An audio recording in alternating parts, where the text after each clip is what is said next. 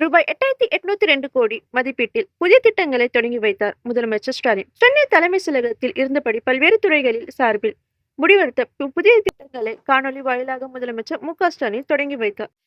பல்வேறு துறை சார்பில் ரூபாய் 10,417.22 கோடி மதிப்பிலான திட்டப்பணிகளை முதலமைச்சர் மு.க.ஸ்டாலின் தொடங்கி வைத்தார்.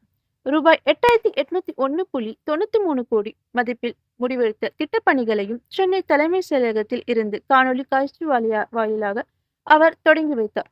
மேலும் ரூபாய் 134.15 கோடி மதிப்பிலுள்ள கட்டடங்களை முதலமைச்சர் மு.க.ஸ்டாலின் திறந்து வைத்தார்.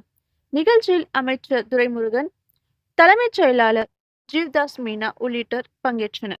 அத்துடன் திருச்சி மத்திய பேருந்து நிலையம் அருகே கட்டப்பட்டு உள்ள பெரும்பிடுகு முத்தையா தியாகராஜ பாகவதர், சார் ஏ.டி. பன்னீர்செல்வம் மற்றும் செங்கல்பட்டு மாவட்டம் அச்சரப்பாக்கத்தில் கட்டப்பட்டு உள்ள இரட்டைமலை சீனிவாசன் ஆகியோரது மணிமண்டபங்களையும் முதலமைச்சர் மு.க.ஸ்டாலின் காணொலி காட்சி மூலம் திறந்து வைத்தார்.